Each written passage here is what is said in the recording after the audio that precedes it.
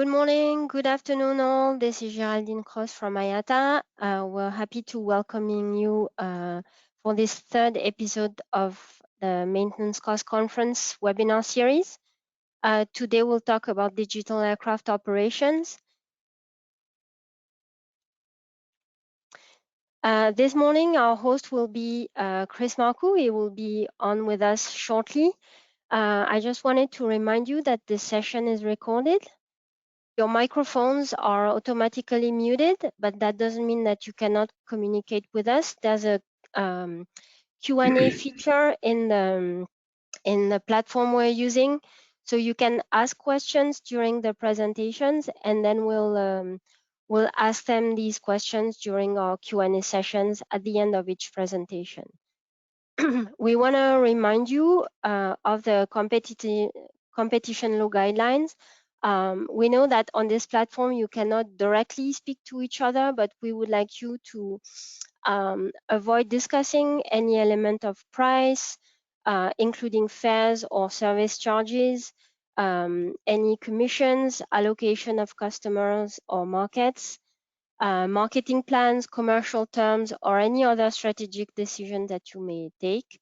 We want to also avoid talking about boycotting groups, your relations with the industry stakeholder, or any other issue aimed at influencing the independent business decisions of your competitors.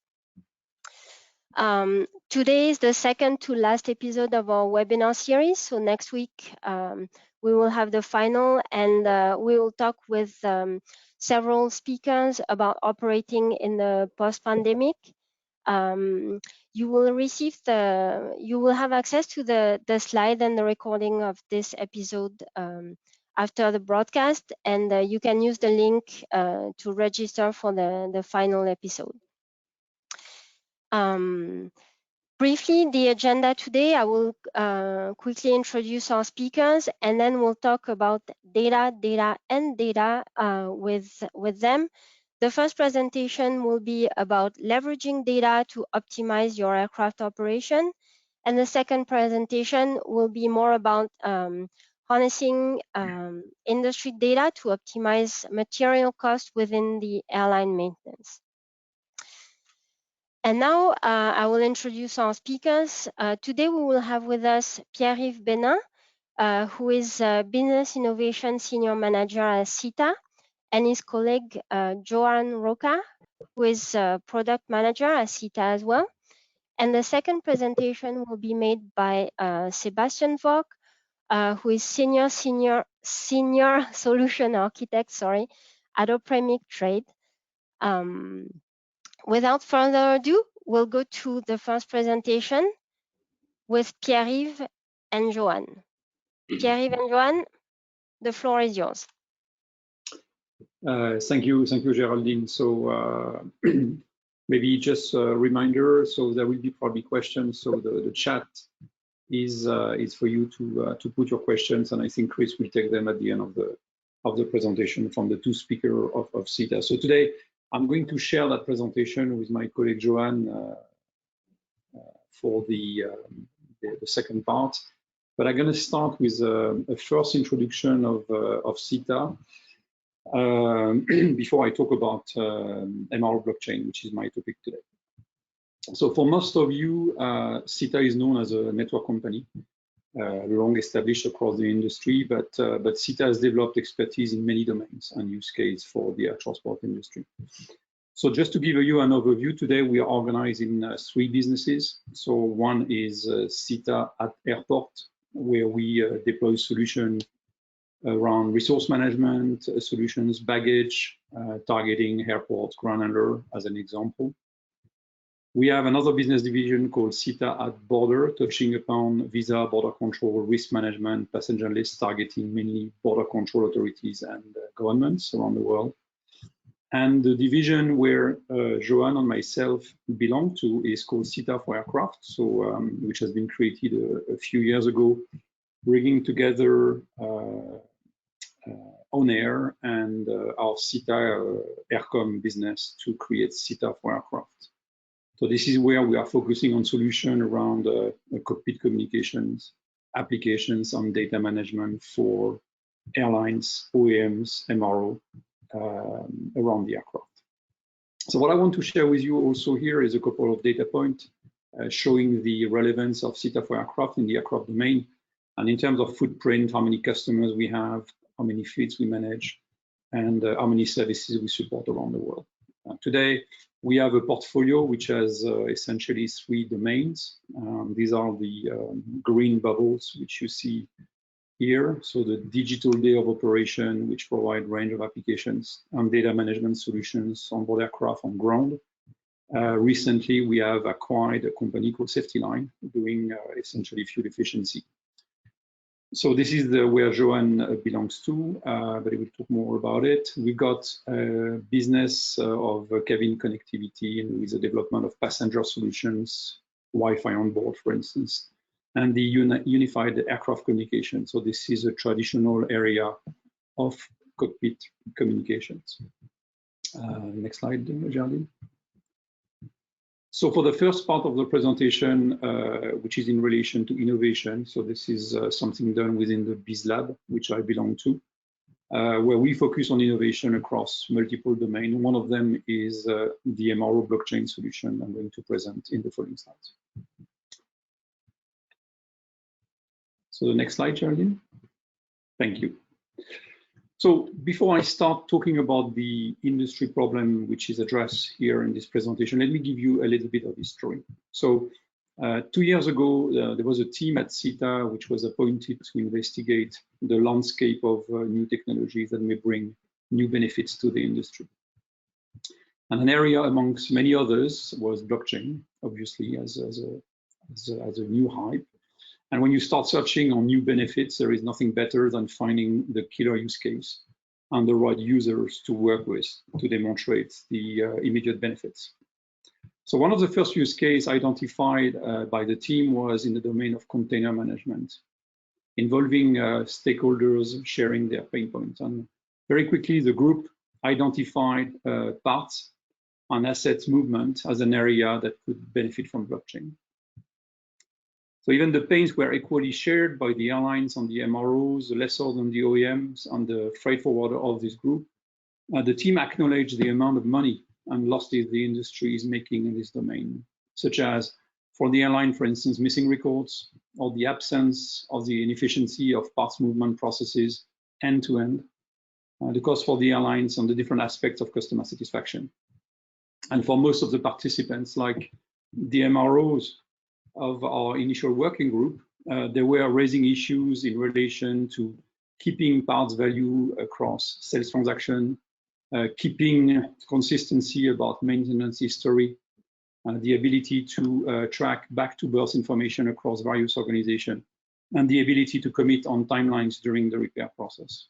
And these are just examples common to the stakeholders of the MRO aircraft asset management value chain.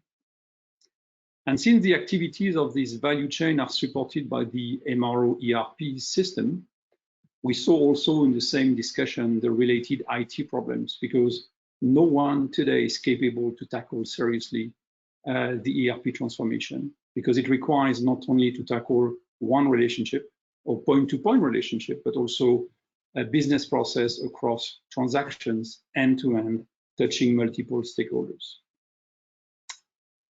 Next slide. So our starting point. So to demonstrate that blockchain should be considered as a technology enabler and a middleware to address the pain points presented in the previous slide, then we worked with a group of representative companies listed here to prove immediate benefits. So we started what we call today the MRO Blockchain Alliance. And we did together a proof of concept back in 2020, involving also a partner, a technology provider called Sky Republic, which blockchain technology was appropriate for what we wanted to do in the context of this proof of concept.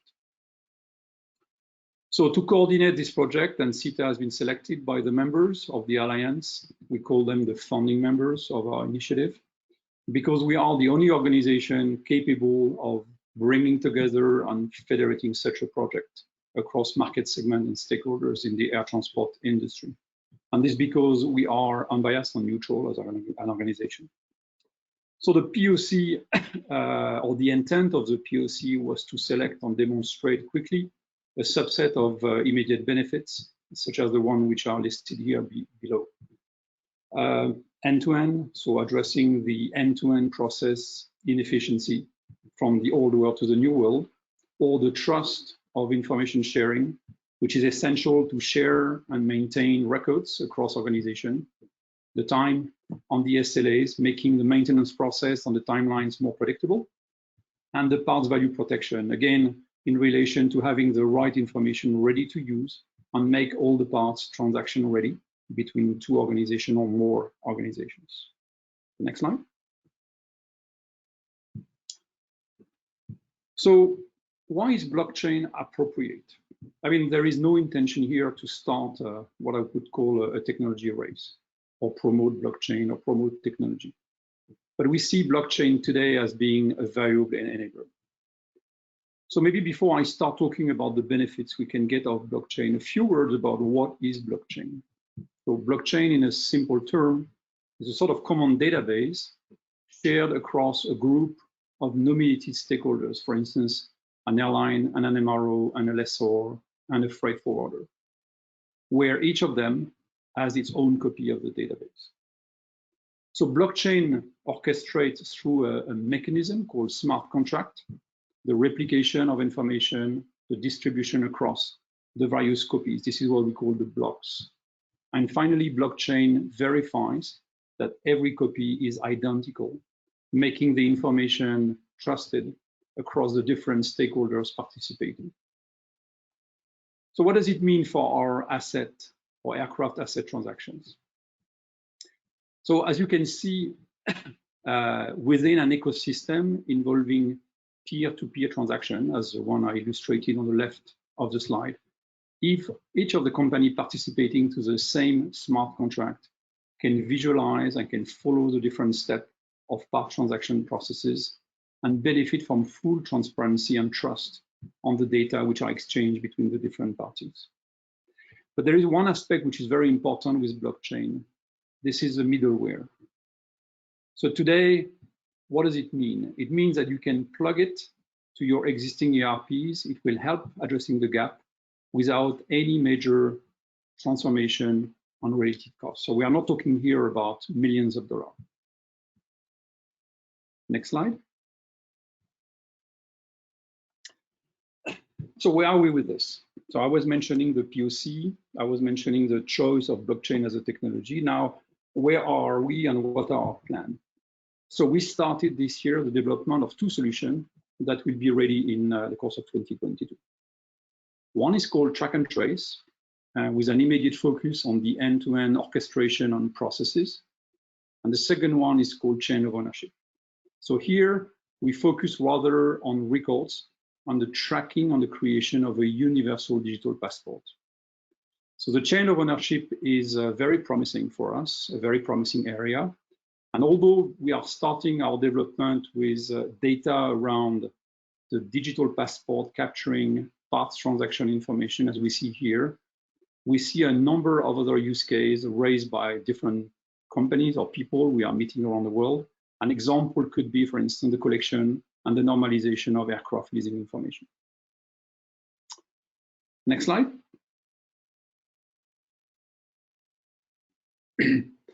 So immediate benefits for the industry. Now, there are multiple blockchain initiatives running at the moment with different approach to the industry.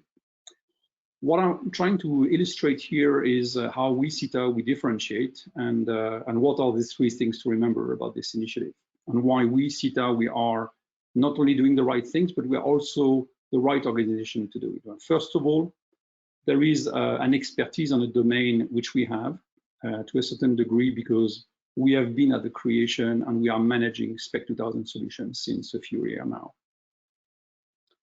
The second thing which is important to remember as well is we have done a proof of concept with our MRO Blockchain Alliance. So we made it work. And this is a very strong proof point. We have moved the step to embrace blockchain as an enabler via the proof of concept. We did it work and we have demonstrated the new benefits. This is not us telling us, this is the Alliance. And this is why we are believing in it, and this is why we are investing into this solution for the benefits of the industry. So, but more importantly, I think there is behind the technical implementation and the use case, blockchain is not the only thing. One thing which is important is to create the trusted network effect. What we mean with that is to bring the organization to work with us and realize this transformation. So this is what SITA has been very good at doing for the industry over the past 70 years as a trusted and neutral player. Now moving to the next and last slide for my part of the presentation. So this is my last slide, as I said before. So I really invite you to have a look at the first white paper we have created, which you can download from our website. But also, we are going to be present at Aviation Week MRO Europe in Amsterdam next month, where you can talk to us, meet us, and get a demo of the solution. So thank you, and I'd like to hand over to Joan. Thank you, Pierre-Yves. So on the next slide, I'm going to start showing you what indeed I am part of the Digital Day of Operations group, as opposed to Pierre-Yves, who's part of the BizLab. So what are we doing at the Digital Day of Operation, or as we call it, DDO? We're actually powering airline digital transformation for optimized and new generation flight operations. But within DDO, of course, we have different groups. On the next slide, I'm going to show you within Digital Day of Operations, I'm part of the data and platform groups. Our vision here is to transform data management for airlines, for OEMs, and for other users. And our mission is to make these aircraft data accessible for everyone. So we consider that we are the link between the aircraft and the parties interested in this data, and we are building the database of the future. What will this database do? Well, it will provide easy access to the aircraft data. It's going to feed airline tools, apps, and services. It's going to enable predictive maintenance of aircraft components, and also it's going to be using big data algorithms so as to make air travel more safe, more comfortable, and more sustainable. On the right of this slide, you see the data value chain and vision for SITA and its partners. At the moment, between both SITA for Aircraft and our partners, we can cover all the value chain, as you can see, from aircraft flight data generation to collection, processing of both ACARS as well as FOCWA data, exchanging data, and airline applications that range from fleet performance to flight ops to data analytics. On the next slide, I'm going to discuss a little bit about ACARS and continuous full flight, or FOCWA data, as you want to call it. In the past, we have seen how ACARS has been fueling the engine health monitoring and the aircraft health monitoring applications, right? We have been using this live data so as to create better, more powerful, and safer both engines as well as aircraft. But nowadays, we're starting to see how FOCWA data, or full flight data, if you will, is going to start taking over in these applications. With this data, which has sub-second accuracy, we can be building much more complex applications and much more accurate applications. On top of that, we see already the fuel efficiency use cases arising. As Pierre presented before, Safety Line has now joined SITA, and that's one of their main goals, to improve the fuel efficiency by using this kind of data. And in the future, we see even more applications, right? We see adaptive training, we see tire and brake life cycle cost optimization, and also for ACARS, we see how the ACARS data is going to continue to, in some way, enrich the continuous FOCWA data with the live particularity of the ACARS data. And also in the future, we see how ACMS interrogation is going to play a role, where we can interrogate the aircraft on demand. Right, so on the next slide, I'm actually going to show you the platform offerings that we have within DDO. Two of them are geared towards ACARS, and the third one, in which I'm going to focus the rest of the presentation, it's the Aircraft Data Hub, from which I'm product manager. But let me give you some highlights from each one of these platforms. For Aircraft Flight Messenger, these are fully configurable ACARS processing and distribution tool, right? It's a complex tool, but it offers loads and loads of freedom so as to configure, so as to get your own way within the ACARS processing and distribution. As highlight, Aircraft Flight Messenger connects aircraft, users, and systems. It handles downlink, uplink, and ground messages, formatting, and distribution. and it can orchestrate tasks thanks to our sequencer. Aircon Flight Messenger is used both by airlines as well as by OEMs. Of course, the airlines are going to be connecting their aircraft with the ground, and the OEMs are going to be getting some real-time live monitoring of the aircraft. Next year, I suppose we're going to launch Aircom Legato. These are our software as a service ACARS processing and distribution tool. In this case, Legato is a much simpler tool, but it also offers much more automation. So we could say that Flight Messenger is geared towards airlines who want to have full control over these ACARS processing and distribution, and Legato will be a simpler tool, probably geared towards airlines that would like SITA to handle this processing and distribution on their behalf. As highlights, it is a very nice tool because it has a web interface, so you can actually view your ACARS messages and manage them from any mobile phone, from any desktop application. Of course, you can view, sort, and filter messages, and as I said, it incorporates quite a lot of automation. For example, identification of messages from a pre-built catalog or predefined output formats. And now let me move to eAircraft Data Hub. This is our full flight data broker. It is a vendor-independent and hardware-free solution. You don't need any hardware in the aircraft so as to use the Aircraft Data Hub so as to share the data with us. It is easy to connect because we adapt to our customers' data workflows. It's not that you need to adapt your current workflows so as to send your data to Data Hub. It's the other way around. We're going to adapt them for you. It is a fully managed and cloud-based solution. And we offer also as an option the peripheral Data Hub in case that your country has export management restrictions. From the airline perspective, Data Hub is used to share data with multiple partners. And from the OEM perspective, of course, they can offer predictive maintenance or other digital service to their airline partners. Moving on to the next slide. We're going to discuss the industry relevance and the opportunities that eAircraft Data Hub is tackling. In the industry relevance, eAircraft Data Hub is a neutral hub. As presented before by Pierre-Yves, SITA is made by airlines and for the airlines. It is also an open platform, right? We are mutualizing the costs and the efforts to both operators and OEMs, and we are going to simplify the operator's IT journey. We are going to simplify it because sharing data with multiple partners is going to be made easy by eAircraft Data Hub. As for the opportunities that we're tackling, there's two sides of the story, right? We offer two values, as you may have guessed already, one of them for the airframers, OEMs and MROs, and the other for the airlines. For the first group, we're going to overcome the complexity of multi-fleet data collection and transformation. That's usually a challenge, right? Receiving data from several vendors, from several aircraft, or even different types of data. That's something that eAircraft Data Hub can handle. We are gaining the airline's trust and control. By having a neutral hub, we're going to gain the acceptance of the airlines to connect their IT and to share their data with their service digital partners. And finally, we're going to improve the operational efficiency to all airframers, OEMs, and MROs. For the airlines, you can share your data with any partner of choice globally. We're pre-connected, as Pierre explained before, to thousands of airlines, to thousands of OEMs and MROs. We offer you full control and ownership of the data. As soon as data is sent to eAircraft Data Hub, you don't lose your control. It's still your data and you can control it. And again, we can offer multi-fleet data collection for all aircraft and data types. On the next slide, I'm showing you a very simplified architecture diagram for Data Hub. As I said, it's a broker between the operator and the operating partners. On the left side, we see the operators. We can handle with eLive, QOR, SAR, DAR data, and also CPL data for the new 787 Dreamliner. This data is sent as raw data to Data Hub. Of course, it is encrypted and it's received in the secure vault, which is also encrypted in the cloud. This is the process of collection. At the process of collection, we're going to control this data. We're going to make sure it's the data for the flight that we're expecting, and we're going to classify it, which means we're going to decide which kind of data it is, which kind of decoder we need, and which is the operating partner that's going to be using this data.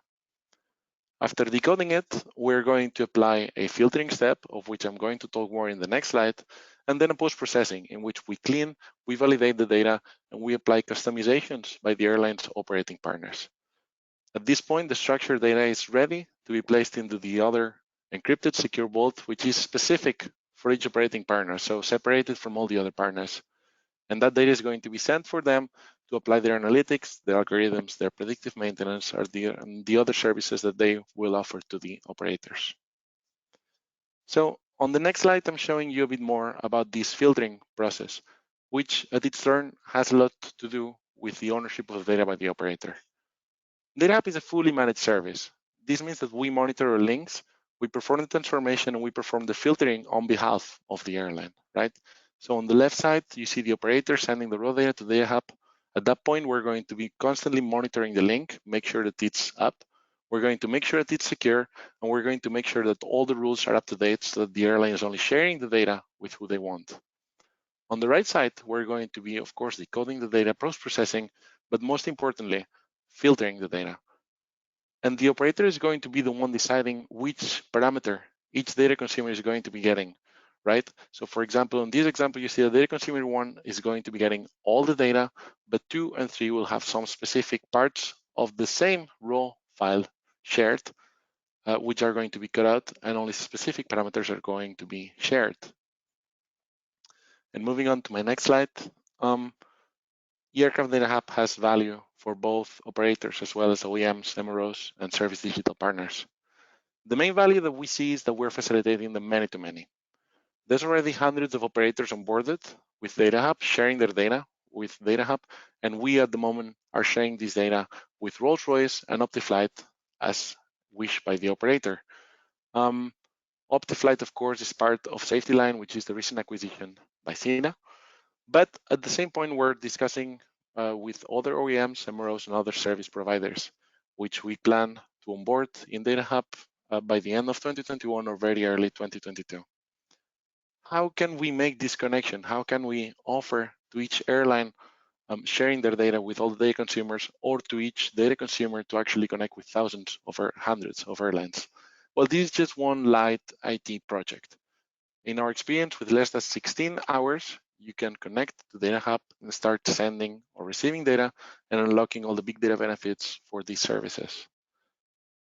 This was the last slide of my presentation, so I thank you for your attention. And as Pierre-Yves said before, we wait for you in MRO Europe in Amsterdam in a month from now, more or less, and we'll be happy to answer your questions. Thank you very much.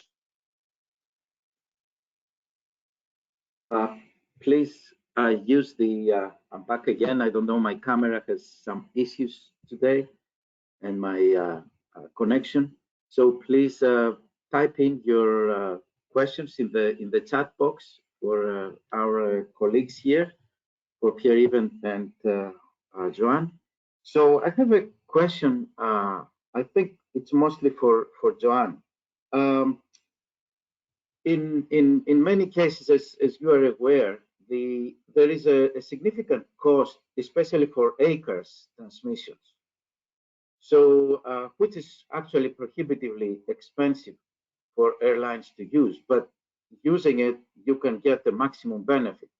How is there any agreements that you are coming through, or any other options that you see for airlines to address this, because that's a kind of a blocker for them to use the data, especially during flight? Of course. Yes, we know that ACARS in some cases, especially in some small airlines cases, can be prohibitive regarding cost. But we also know that it's very, very important to share these ACARS information, right? Not only to communicate with the ground, but also to, as I said before, to monitor live the health of the aircraft, which would be one of the main purposes.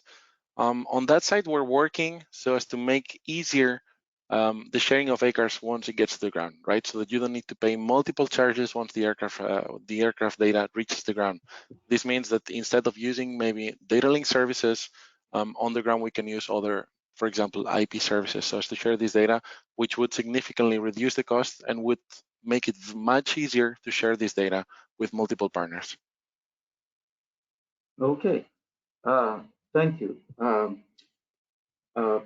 Pierre-Yves, with respect to the blockchain solution, how are you going to address the topic of interoperability? I'm sure that there will be other solutions provided. Still, the technologies, it's in the beginning. It's just in the developing phase. But is there any way that someone from a SITA blockchain can move to another blockchain and vice versa? Because I assume that many entities will have their records on different platforms. Any response to that, please?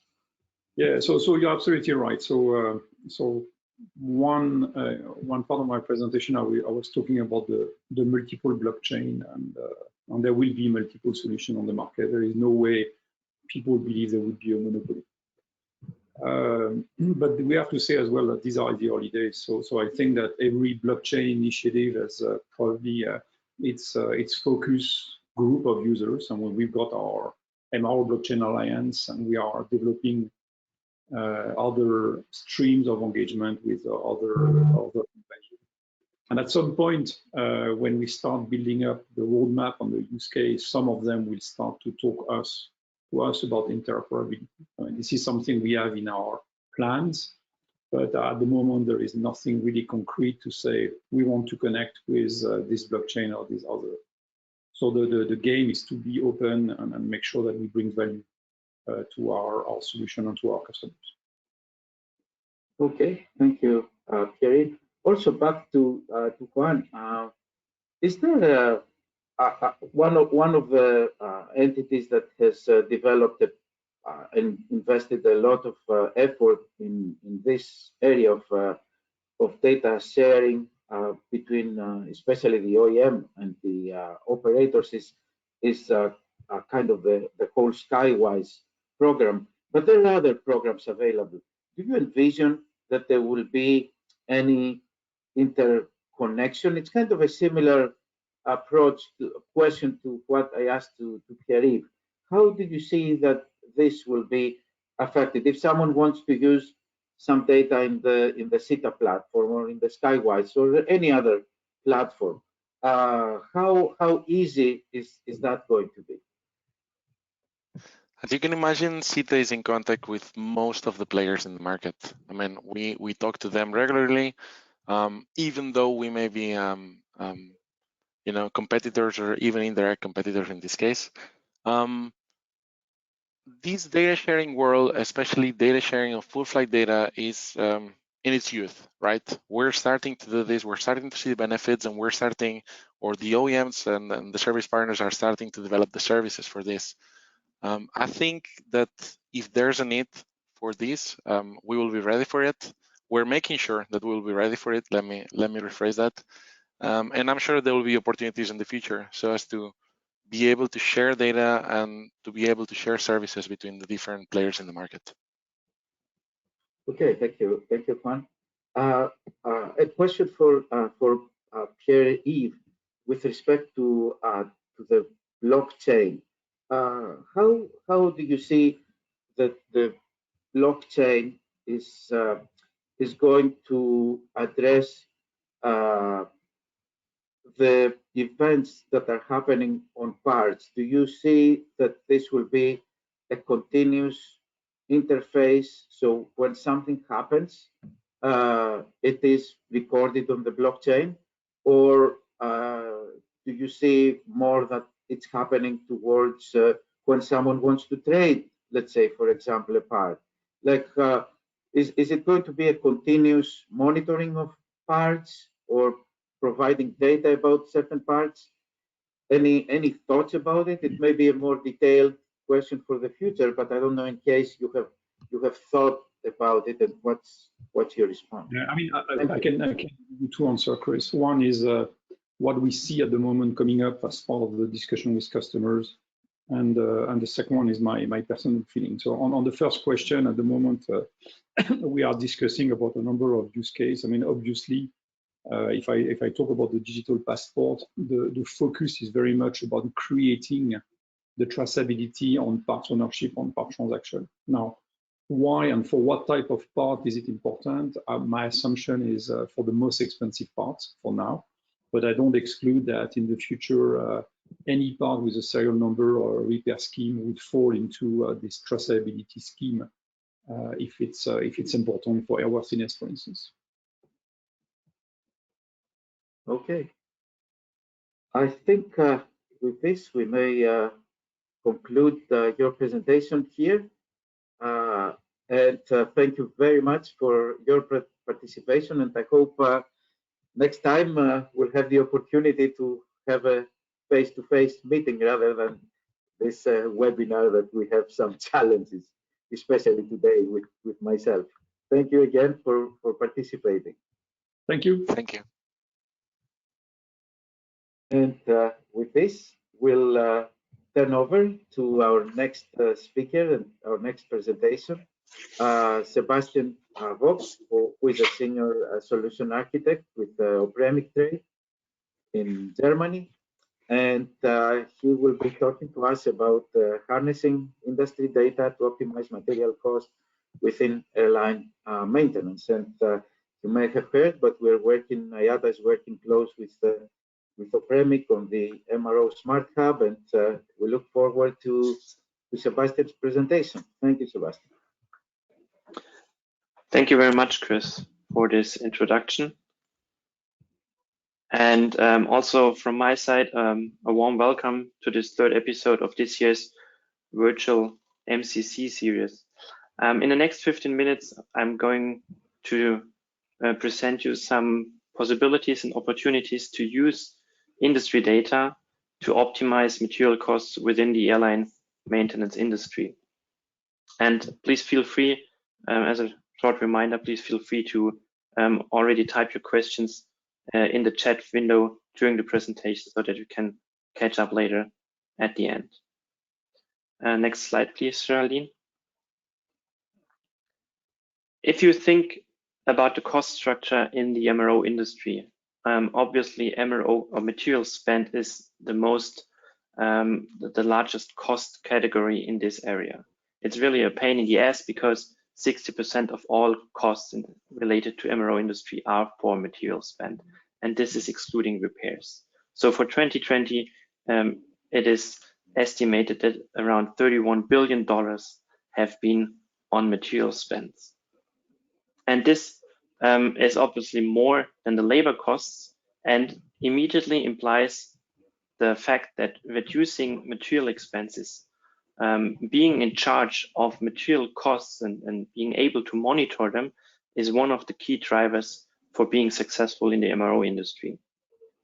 However, and this is the pitfall here, evaluating parts and finding the right price for a part is not always easy in the market. The material market in MRO industry has a lack of transparency.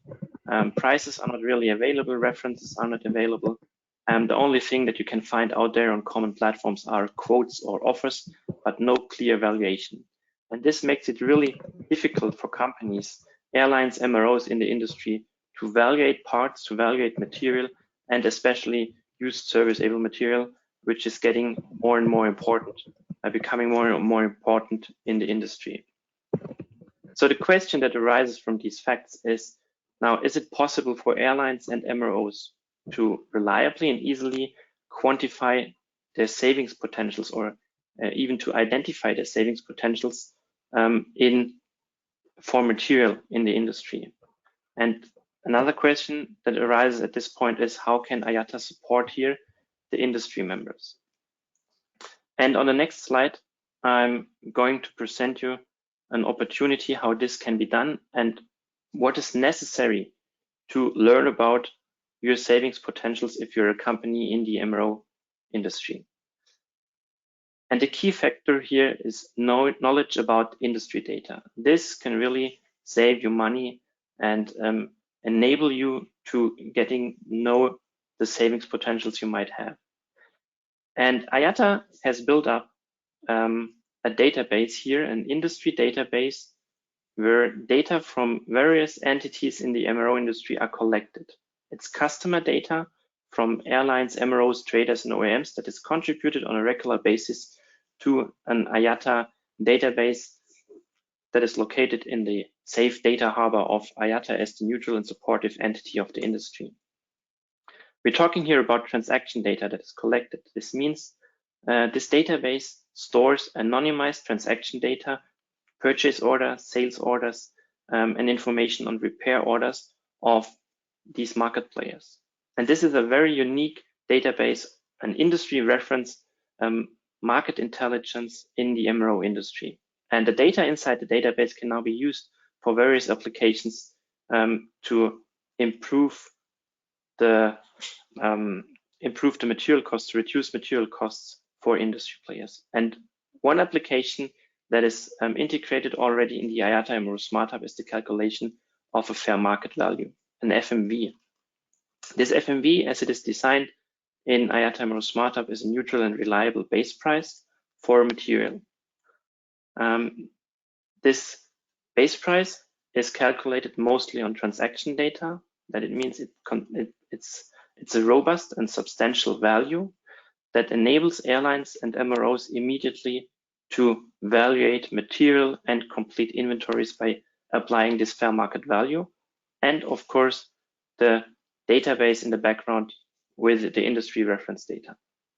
And if we now come back to our initial questions, how can this help? How can we make use of this industry data to optimize material costs? You can make use if you in this way that you use the industry reference prices to identify potential savings based on your transaction history. So if you look at the right side on this small example, a company's transaction history may include a purchase for an actuator for around $30,000.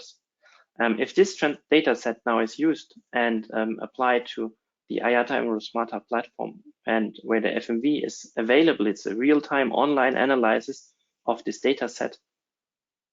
The platform immediately provides a valuation of $20,000 for this part number.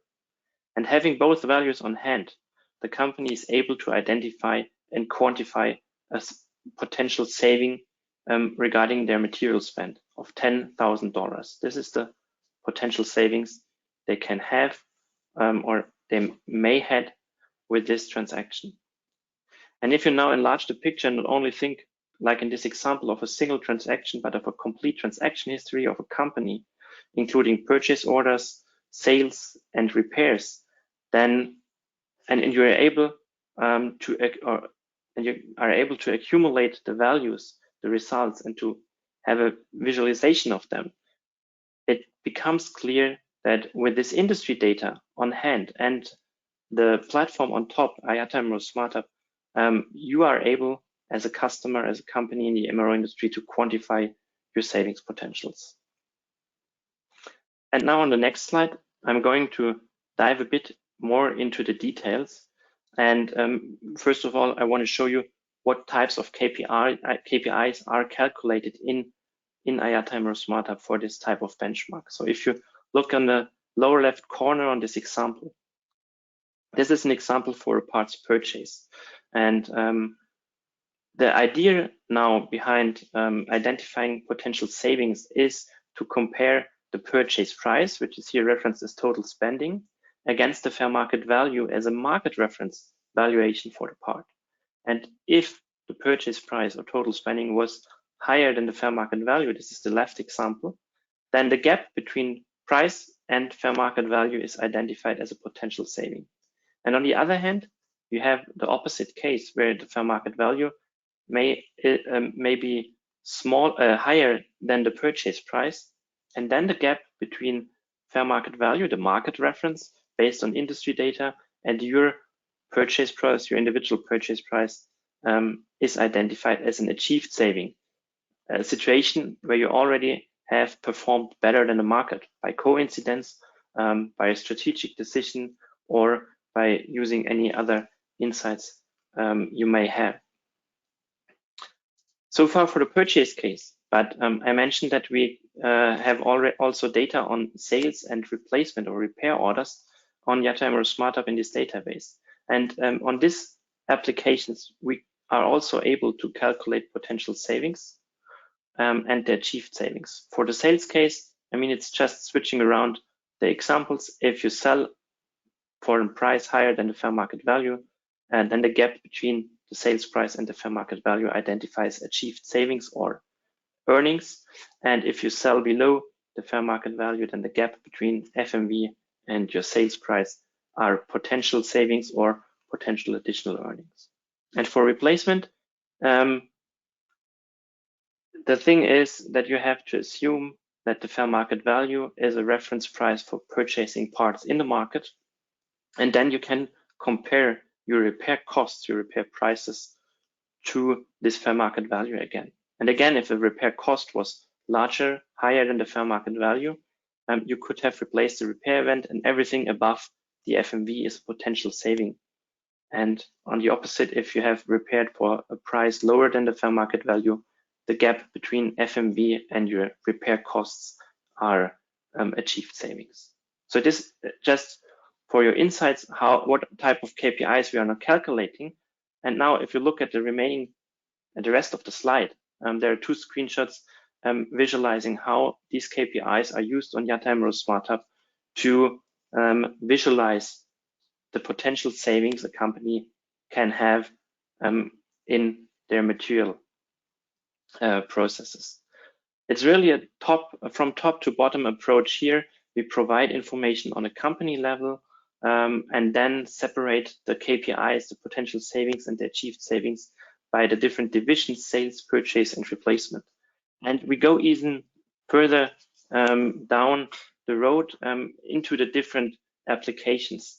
For example, on the right side, there's the purchase situation, and there the numbers are differentiated into a deeper level of detail into the different material domains. And for each domain, you can explicitly see what have been my potential savings. How did I perform compared to the remaining market?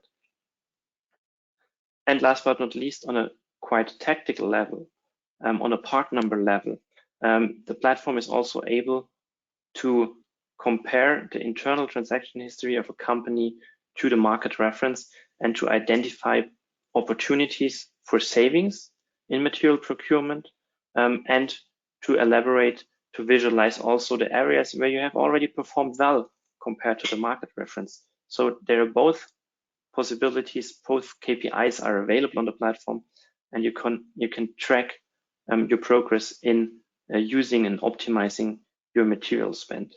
And everything, this is important to remember here, is based on an industry reference database where several market players contribute data in an anonymized way.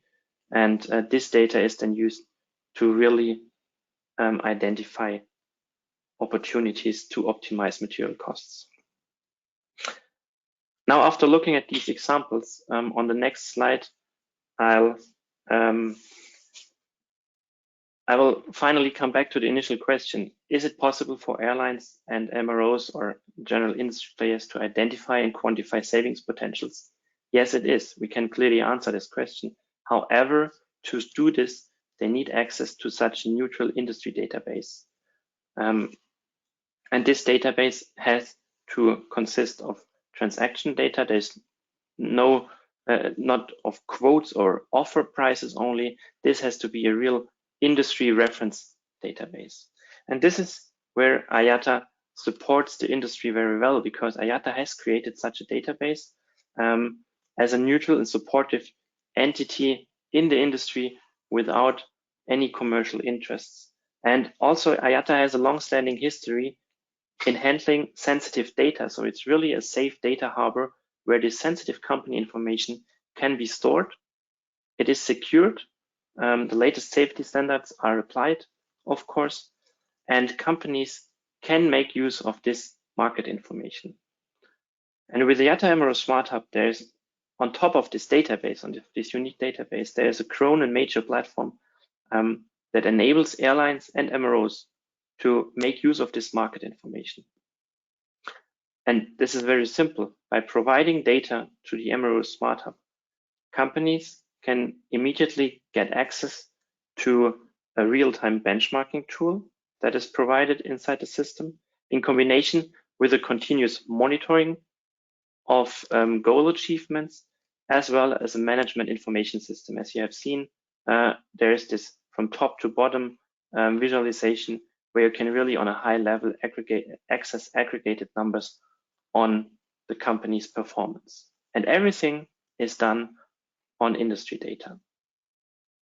So last but not least, on on the final slide, I'm going to close this talk with two things I want to emphasize. First of all, the database I have talked about, I have presented to you. This database is already available. It's a Crown and major database that is available on IATA MRO Smart Hub. The benchmarking tool is also available and can be accessed right away. What I want to emphasize in addition to that is that coming soon, there are some extensions of this benchmarking feature. So there will be a major release on Tuesday next week, where we will release further features, enhancements of the feature. And then we have in our development pipeline already further extensions, for example, an interactive monitoring tool where companies can place their individual management targets to monitor the achievement of these goals in the material reduction processes. In addition to that, we will also integrate contractual restrictions, because I mean, for consumables, for example, most of the companies have contracts, long-term contracts, and price cost reductions are not immediately possible. And this should be reflected when calculating these KPIs, the potential savings, to provide a more realistic picture of everything. So this will be added soon. And last but not least, we will include in the tool an advanced anticipation of additional market trends. And this then really brings my presentation to an end. I hope that I could present you some of the unique possibilities that airlines and MROs can have with this unique industry reference database to optimize their material costs. Thank you for your attention for now, and I'm happy to take any question you might have.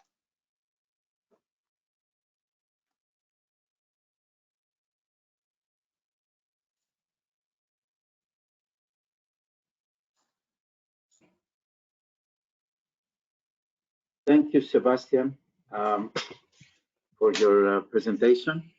And some questions here, like in the FMV calculations, do you have different levels of repair or status for the parts that you have in the we have in the database? Do you know, or can you elaborate on that? Like in certain cases, there are different levels of repairs that are applied. So how do you treat this aspect of the condition of a part? That's a very good question that we received from many of our customers in the beginning of our relationships. So the FMV, as it is calculated on the IATA MRO Smart Hub, really differs from all the other market values or fair market values that are calculated out there. First of all, we have this unique industry reference database. This database consists only of transactional data. There's no quotes, no offer prices included. Every data point we have is a transaction that has really happened for this price. And we calculate the fair market value on the platform only with this data for price references. In addition to that, there are other data sources used to come up at the end with a fair market value for each and every part we have in our material catalog. Of course, the calculation then differs between parts where we have a lot of data and parts where we have only a few data sets. But for example, what you mentioned with the repair costs, we're using this information of what types of repairs are applied, what scope of repairs applies to a certain part number, to normalize the prices in the first step, to provide really a neutral strategic valuation for parts, for a part number on a part number level that applies as a starting point for any kind of valuation. So it's not simply an average of historic prices, transaction prices. There is a stage-based algorithm in the background that considers the data quality, the data quantity for a part number, what types of repairs are used, and then calculates a fair market value for each and every part, and also a fair market value for each and every condition.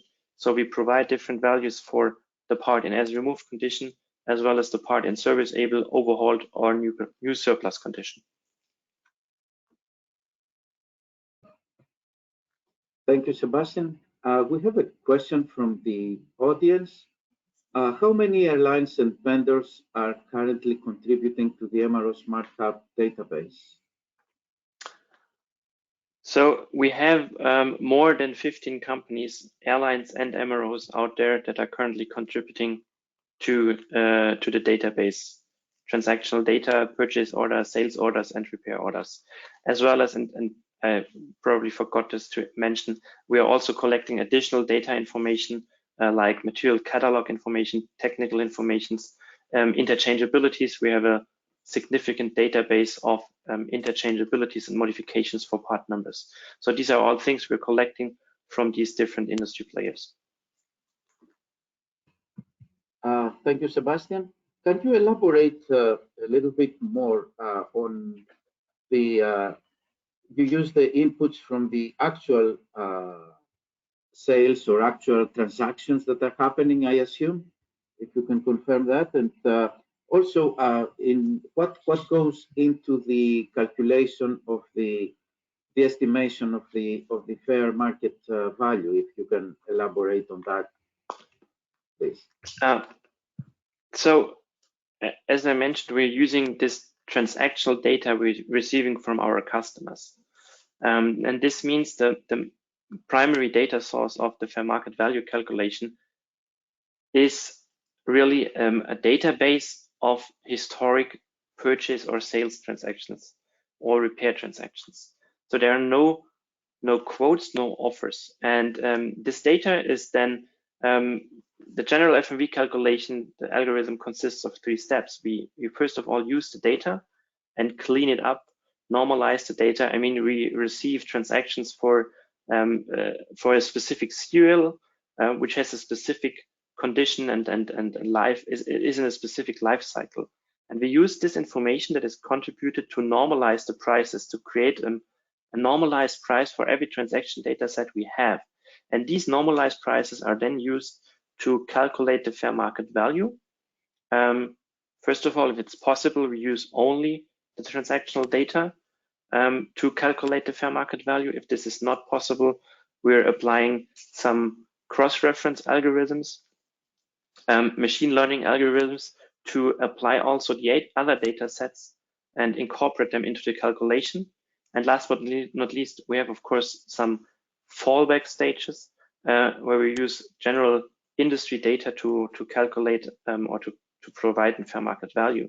But at the end, what's possible with this data set and the variety of data sets we use and the stage-based algorithm that we have in place is that we can provide a fair market value for each and every part in our database, which is at the moment around 1 million part numbers. So there are, for 1 million part numbers, we have FMVs at IATA MRO Smart Hub available, which are regularly updated, at least if new data arises, but if not, to adapt on a market situation, the values are continuously updated.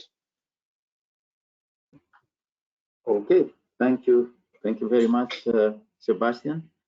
Please type in any questions that you may have. We are approaching the end, but we have a couple of more minutes if someone wants to pose any question. I think it's important for those of you that can provide data. It is important to provide your own data. As you know, we treat them. IATA treats all this data, and we get so many data sources, not only for parts, but as you know, for ticketing information, passenger information, and traffics and so forth. So I think it's essential that you provide this data information, because the more industry information we get, the more accurate and consistent the calculation of the FMV is going to be, and more help you're going to get in your daily job. So that's essential. And please feel free to ask if you have any more questions. I don't see any more questions coming, but Sebastian's email is up there, or feel free to send us any questions that you may have, and we will route them properly if we don't have the answer. I think this concludes the third episode of our MCC this year, so we can give you a little bit of more time up. Actually, there is one question that came in, so since we have a little bit more time, thank you for the presentation made. Isn't the term fair market value misleading, as there is concrete accounting definition well known across the world of what fair market value is? In addition, can it be claimed that FMV for the same parts in, say, in Australia, Patagonia, or Northeast Russia is different? Hence, there are different geographical regions taken into account. So that's someone in the audience, if you can elaborate on that, Sebastian. Yeah, sure. Thank you. This is a very good question, and perhaps I'm starting with the first aspect on the term fair market value. So as far as we know, there is no clear definition outside what actually is a fair market value. And well, I mean, you just have to go out to other common platforms where material in the aviation material is traded, and you will find several definitions of fair market value. We at IATA MRO SMARTA, we define the fair market value as a neutral and strategic base price where seller and buyer have no or the same profit. So really a fair market value for seller and buyer. That's our definition, and that's the assumption that is underlying our calculations. On the second aspect, with the geographical differences, for now, we can state that there are no geographical differences.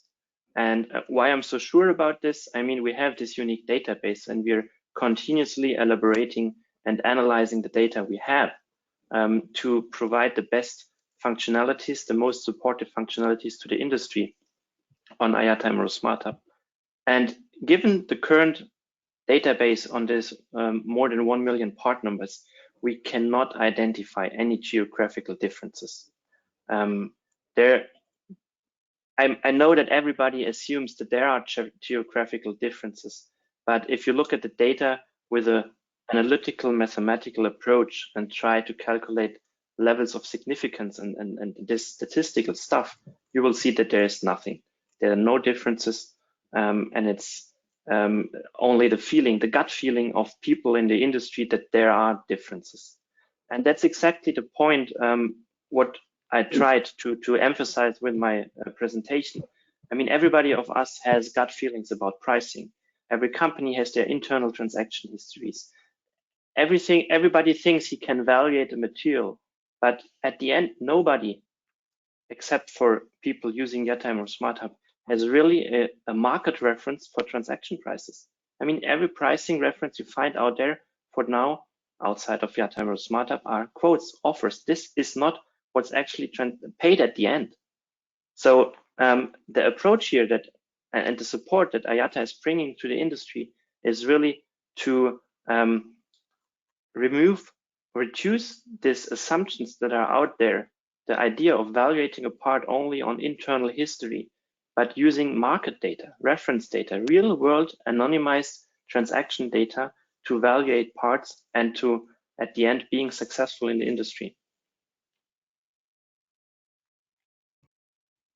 Thank you, Sebastian. I agree with you that there is we have seen in other cases that it's not a geographical difference. If you see some differences in pricing, they may result because of the end value that someone pays, which is, you may add some taxation in certain parts of the world, although parts are not supposed to be taxed. However, you can see fees or taxes or some items that are imposed over them, or of course the transportation cost that in some cases can be higher because they are in a remote location.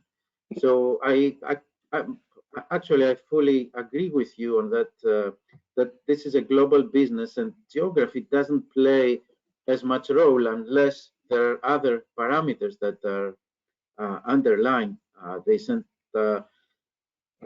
Thanks for your response, Sebastian.